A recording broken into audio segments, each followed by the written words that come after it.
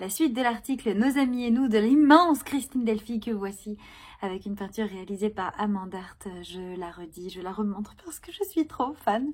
Alors j'en suis à combien Je crois que c'est la 4e partie. C'est moi qui l'ai fait de manière un peu aléatoire, hein, mais je vous répète que vous pouvez lire vous-même l'article si vous voulez vous rapporter au texte. C'est sur internet. Donc, on m'accordera que le premier empêchement à lutter contre son oppression, c'est de ne pas se sentir opprimé. Je ne vais pas faire des interruptions tout le temps, mais là, on est vraiment sur un truc important. On m'accordera que le premier empêchement à lutter contre son oppression, c'est de ne pas se sentir opprimé. C'est-à-dire que souvent, on me dit, mais pourquoi tu réagis comme ça lorsque je vois une femme qui se voile la face, voilà, qui dans la tempête que sont nos vies d'opprimés, qui se raccroche à une planche, mais une planche pourrie, visiblement. Et moi, je sais qu'elle est pourrie. Voilà, typiquement, on peut voir ça avec, mettons, la psychanalyse. Voilà, la psychanalyse, bon, alors ça a pu aider à un moment, je veux dire, ok, c'est comme toute la religion, mais le fondement du truc est tellement misogyne que moi je sais que sur le long terme c'est une planche pourrie, c'est-à-dire que non seulement on va pas pouvoir continuer à s'appuyer sur elle pour rester à flot, mais en plus de ça la planche elle-même contient une espèce de virus qui va désintégrer les mains. Enfin, vous voyez l'image? Bon, eh bien c'est pour ça en fait que c'est pas parce qu'on n'aime pas que les femmes se bercent d'illusions. Si ces illusions leur faisaient pas de mal, à la limite très bien, mais c'est que le premier empêchement à lutter contre son oppression, c'est de ne pas se sentir opprimé. C'est-à-dire que tant qu'on s'accroche à de la merde pour se raconter que ça va, on ne peut pas commencer à lutter et donc on ne peut pas commencer à avancer vers un monde meilleur. Voilà. Pouf pouf. Donc le premier moment de la révolte ne peut consister à entamer la lutte, mais doit consister au contraire à se découvrir opprimé, à découvrir l'existence de l'oppression, qu'on voulait nous cacher donc. L'oppression est découverte d'abord, quelque part. Dès lors, son existence est établie, certes, mais non son étendue. C'est à partir de la preuve qu'elle existe qu'on la cherche ensuite ailleurs, ici, là, en progressant de proche en proche. La lutte féministe consiste autant à découvrir les oppressions inconnues, à voir l'oppression là où on ne la voyait pas, qu'à lutter contre les oppressions connues. Peut-être, sûrement même, ceci n'est-il pas évident. Peut-être faut-il l'avoir vécu pour comprendre cette dynamique, pour comprendre à quel point est fausse la représentation de la libération comme une simple lutte, en ce qu'elle implique une vision de l'oppression comme une carte au point dûment recensée, au contour exactement délimité, carte sur laquelle il ne s'agirait plus que d'avancer, de gagner des victoires. Bien au contraire, la libération consiste d'abord à élaborer cette carte, car plus on avance, plus on réalise que les contours de ce territoire sont flous et éloignés. Ce procès, ces progrès ne sont pas seulement horizontaux et territoriaux. Chaque nouveau territoire annexé à la problématique de l'oppression est aussi et indissociablement une nouvelle dimension. Cette fois dans le sens de signification, ajoutée à et donc transformant la définition même de l'oppression. C'est pour cela, par exemple, qu'on dit, nous, que le féminisme, c'est un chemin, et c'est un chemin jamais fini. C'est-à-dire que, je peux vous la confirmer, ça fait 12 ans que je me lève, que je vis et que je m'endors féminisme. Eh bien, je vous confirme, on continue, on est plus féministe le lendemain à chaque fois. On continue à apprendre, toujours, parce que dès qu'on comprend quelque chose, ça repousse encore les horizons de l'oppression.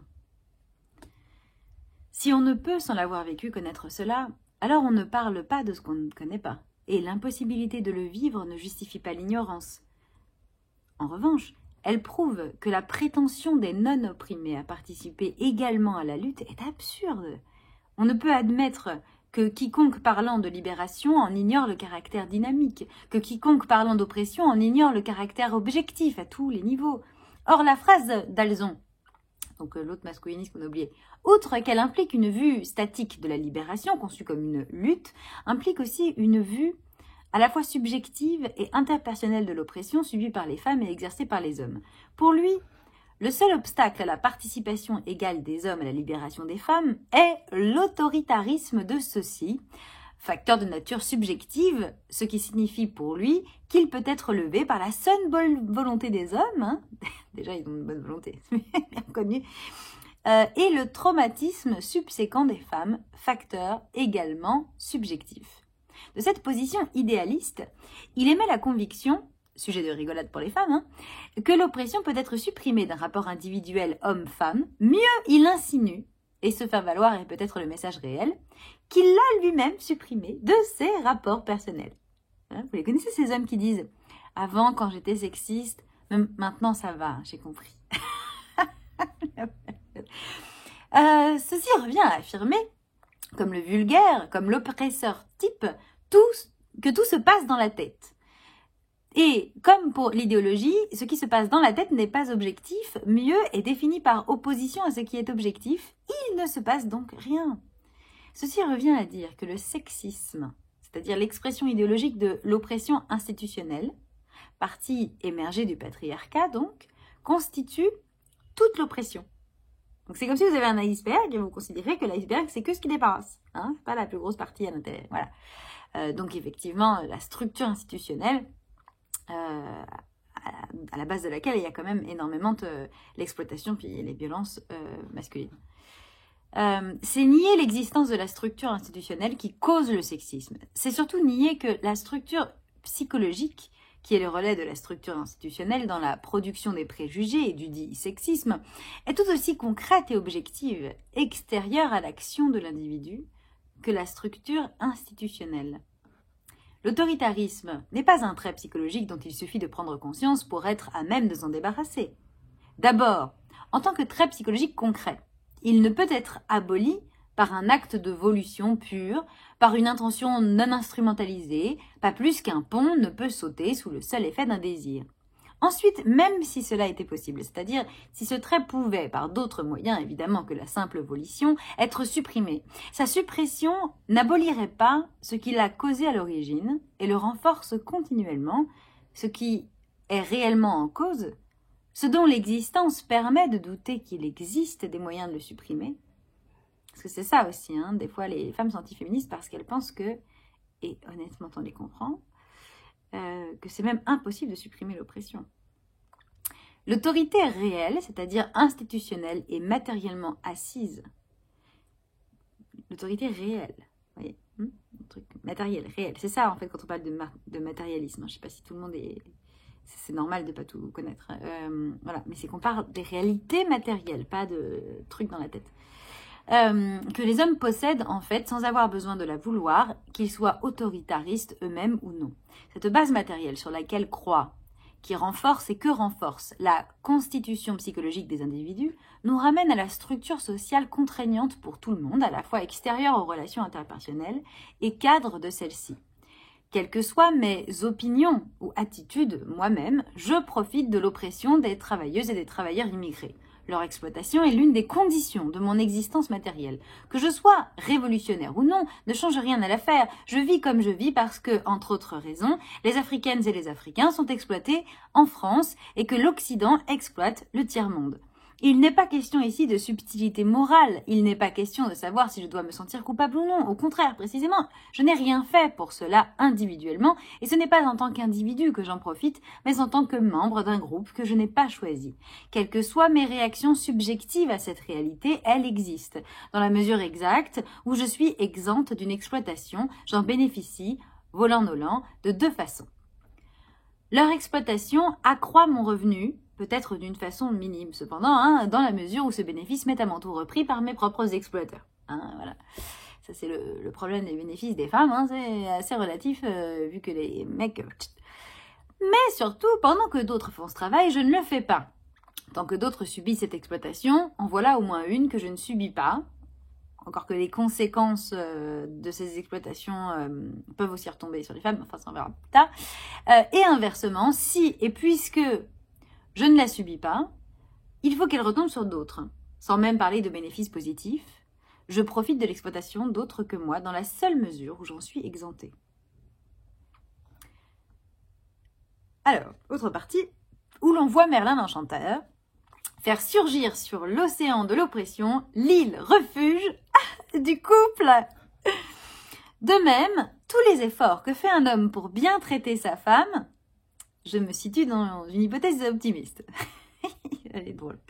Dans leurs relations personnelles, ne peuvent ni cacher, ni abolir, ni même mitiger le fait qu'il doit sa situation matérielle, et pour simplifier, ne parlons pas de sa situation professionnelle, à la discrimination dont les femmes, groupe dont sa femme fait partie, sont victimes sur le marché de l'emploi.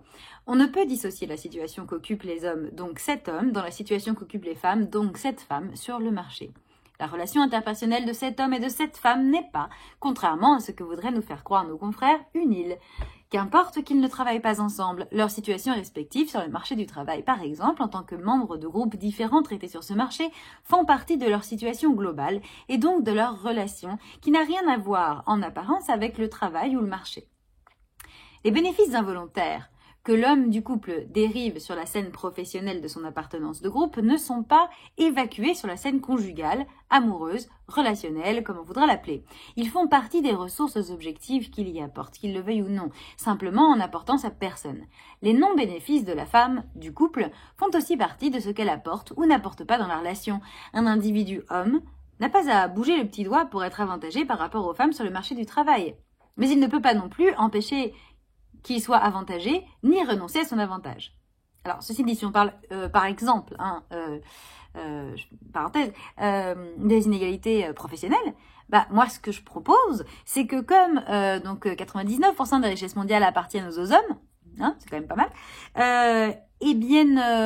comme chaque homme, en fait, gagne davantage que s'il n'avait été une femme, que ce surplus, j'ai envie de dire, rend l'argent, comme ne dit pas François Fillon, vous donniez ce surplus que vous n'auriez pas si vous n'aviez pas de coucouille, des assos féministes de terrain. Je pense par exemple à la VFT, l'Association européenne contre les violences faites aux femmes au travail, qui a besoin de soutien, parce qu'elles ont très très peu de subventions sous ce gouvernement, n'est-ce pas, ou le CFCV, le collectif féministe contre le viol. Voilà, deux bonnes idées. Vous pouvez aussi soutenir les femmes de votre entourage. Alors, toujours pareil, faut voir, parce que si c'est pour les mettre en dépendance et après revendiquer une espèce de reconnaissance modèle géant, non. Oui. En fait, il faudrait arriver à leur donner sans qu'elles le sachent. Voilà, ça c'est pas mal.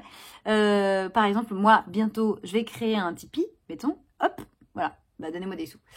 Donc, pouf pouf. De la même façon, il n'est pas nécessaire qu'ils prennent activement avantage de ces privilèges institutionnels dans le mariage.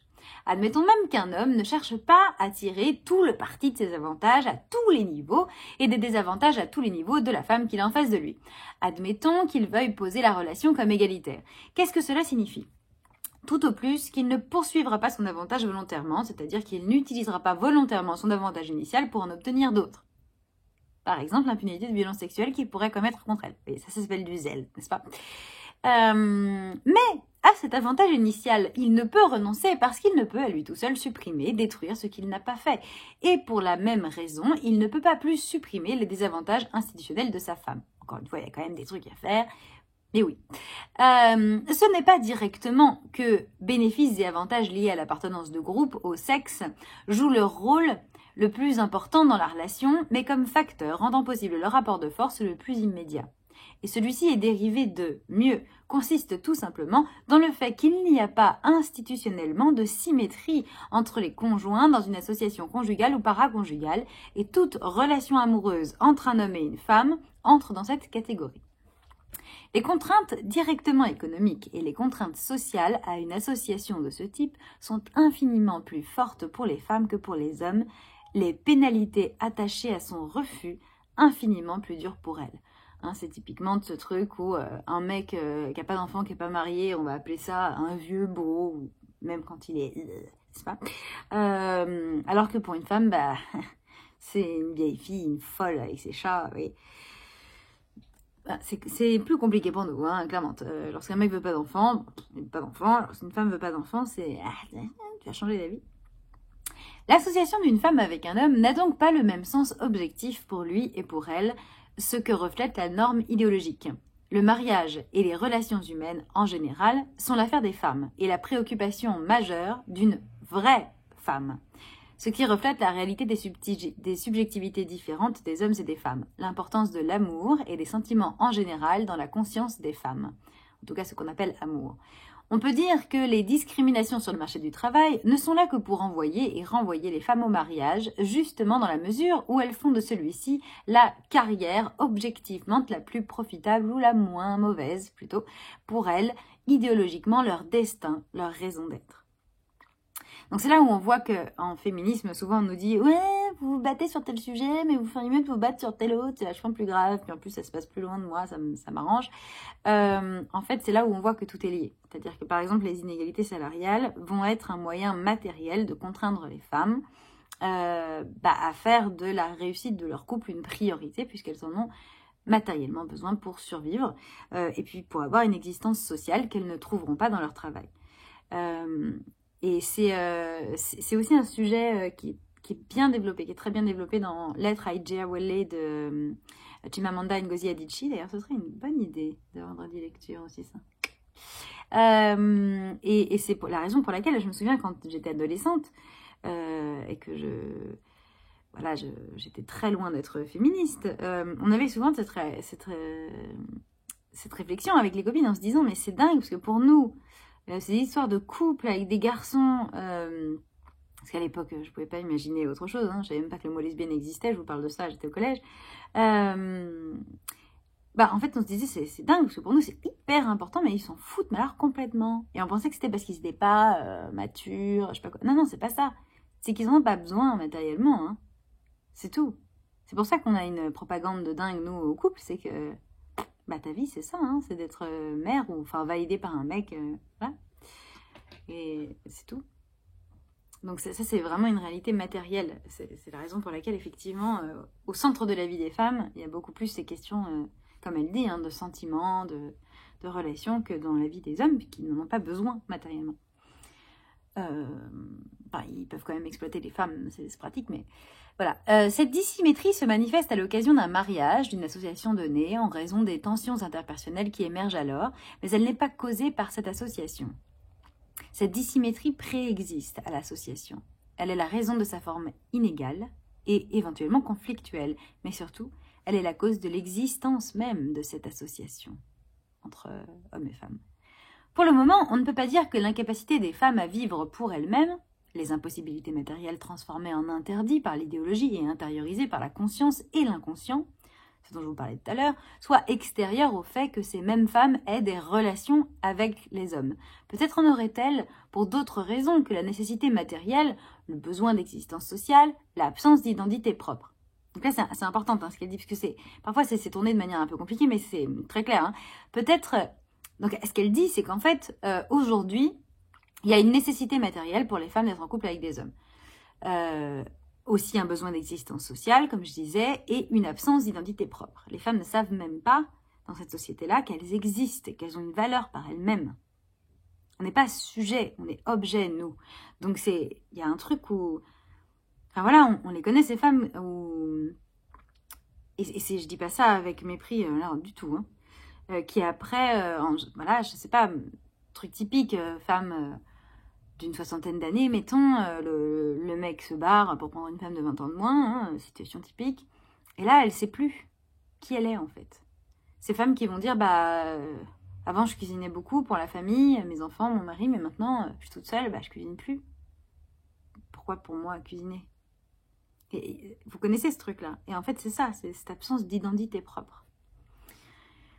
Mais ce serait dans un autre monde que les femmes n'auraient pas ces contraintes matérielles. Et on ne sait pas à quelle conduite relationnelle conduirait dans un autre monde ces autres raisons, celles qui sont couramment invoquées comme prétexte à être en couple avec un homme, c'est-à-dire l'amour, donc tout ça le met entre guillemets, l'attirance, etc. Ni surtout, si ces raisons-là subsisteraient inchangées dans un monde autre, ce qui est douteux. Donc en gros, elle dit... voilà, aujourd'hui on appelle ça amour machin, mais est-ce que ça subsisterait, ces trucs-là, sans cette contrainte matérielle? C'est vrai qu'on peut se poser la question. Aujourd'hui, et maintenant, ces raisons existent à titre de raison c'est possible que ça existerait, mais c'est peu probable. Ce qui est certain, c'est que ces sentiments existent. L'amour, machin chose. Ce qui l'est moins, c'est le rôle qu'ils jouent dans les relations individuelles, femmes-hommes. Ce qui est incertain, c'est leur statut causal. Si pour des raisons d'analyse, on isole ces sentiments, on ne peut connaître leur part exacte dans les relations tant que celles-ci sont surdéterminées, tant qu'elles sont suffisamment expliquées par l'oppression et l'aliénation des femmes par les hommes. Si l'on n'isole pas ces sentiments des contraintes, force est de constater qu'ils renforcent l'action de ces dernières, tout en la dissimulant. Donc ça, c'est vraiment super important. Hein. C'est-à-dire elle dit ce qu'on appelle amour et tout ça, machin, peut-être ça existe. C'est-à-dire, soit carrément c'est totalement créé par les contraintes matérielles, soit l'amour, tout ça existe vraiment, mais du coup, non seulement ça va renforcer l'action des contraintes matérielles, donc la contrainte à la mise en couple hétérosexuel, mais en plus, ça va dissimuler les contraintes. Et on va se faire croire, et c'est tout ce que fait la société avec la propagande dans les contes de fées à l'hétérosexualité, se faire croire que, mais c'est l'amour, bien sûr, qui envoie les femmes vers les hommes. Voilà. Et on ne parle pas du tout des contraintes matérielles. Donc voilà, ça les dissimule en plus. Dans un type d'analyse, ils ne jouent aucun rôle nécessaire, ces sentiments. Dans l'autre, ils jouent un rôle certes, mais hautement suspect. En bref, non seulement il n'est pas nécessaire qu'un homme soit un oppresseur volontaire pour qu'une femme soit opprimée dans une relation interpersonnelle, mais cette oppression générale et antécédente à toute relation particulière est déterminante dans l'existence même de cette relation. L'individu mâle particulier n'a pas joué de rôle personnel dans cette oppression effectuée avant son entrée en scène, mais réciproquement, aucune initiative personnelle de sa part ne peut défaire ou mitiger ce qui a été perpétré avant et en dehors de son entrée en scène. Seule une vue idéaliste, mieux naturaliste, des rapports humains, une pensée qui effectue une coupure arbitraire entre l'individu et la société, qui les considère comme deux ordres distincts, même si on les relie, car les relier, c'est encore les poser comme séparés, une coupure entre l'extérieur et l'intérieur, entre le politique et le personnel, le privé, qui postule que 1. Les relations interpersonnelles sont affaires de sentiments, 2. Ces sentiments sont d'une nature asociale, comme si la société, le système d'oppression n'avait aucune incidence sur les sentiments, c'est absurde quand même. 3. De plus, ils ne sont même pas affectés par les déterminismes sociaux. Seule une telle vue idéaliste, on est d'accord que c'est très idéaliste, hein, produit la croyance que des îlots asociaux, des relations personnelles égalitaires peuvent exister à l'intérieur d'une structure oppressive. Cette pensée doit-elle étonner venant d'un intellectuel de gauche? Oui et non. Oui, si l'on considère le matérialisme comme une discipline intellectuelle qui suffirait pourtant de suivre. Non, si l'on considère que la pensée idéaliste est l'idéologie dominante, qu'elle imprègne toute notre vie et nos concepts les plus terre à terre, et que le point de vue matérialiste n'est jamais acquis d'avance, mais doit toujours être conquis de haute lutte. La source première de la pensée matérialiste étant l'action politique, il est logique de penser que le point de vue matérialiste sur une question donnée sera produit par un mouvement politique engagé sur cette question, à partir des lieux sociaux où existe un intérêt objectif à démasquer l'idéologie, c'est-à-dire par ses victimes. Cela ne signifie nullement que ce point de vue, une fois produit là, ne puisse être adopté ailleurs et d'une façon purement intellectuelle. L'absence de motivation politique n'explique pas à soi, seul, l'abandon du matérialisme, si tant est qu'il s'agit d'un abandon. Peut-être faut-il alors recourir à une explication plus cynique de cet abandon, au fait qu'en l'occurrence, la pensée matérialiste entre en contradiction avec les intérêts objectifs de classe. Donc elle parle bien de classe, voire même de caste, hein, c'est un mot aussi qu'elle utilise pour les hommes. En tous les cas, on constate que la rigueur intellectuelle de ces derniers s'arrête souvent... Ah oui, non, pardon, j'ai raté une phrase. Il est certain que la pensée idéologique appliquée aux femmes sert les intérêts objectifs des hommes. En tout cas, on constate que la rigueur intellectuelle de ces derniers s'arrête souvent, pour ne pas dire toujours, aux portes de ce domaine, quand bien même ils sont matérialistes par ailleurs. Alors ça, c'est truc typique, soit pour le matérialisme ou d'autres, vous allez voir des hommes qui vont faire des super raisonnements quand il s'agit d'autre chose que des femmes, mais dès qu'on parle de nous, on arrête de réfléchir. Enfin, soi-disant, hein. La coïncidence entre ce renaclement et leur position de classe est trop marquée pour qu'on y voit l'effet du hasard et non l'effet de cette dernière. Dans ce cas, il est intéressant de noter que leurs intérêts objectifs trouvent leur traduction de cette façon, que le mode de pensée de ces hommes à propos des femmes trahit révèlent leur attachement dissimulé à ses intérêts en trahissant, en contredisant leurs propos politiques avoués. Voilà, il est en train de dire qu'ils ont quand même tout intérêt à faire semblant d'être de gauche pour tout, sauf en ce qui concerne l'oppression qu'ils commettent contre les femmes. Voilà. Donc c'est là où on se rend compte que Marx était de droite, en fait, parce que Marx était un gros oppresseur. Je continuerai la prochaine fois, ça fait déjà 25 minutes. Avouez, c'est quand même brillante là.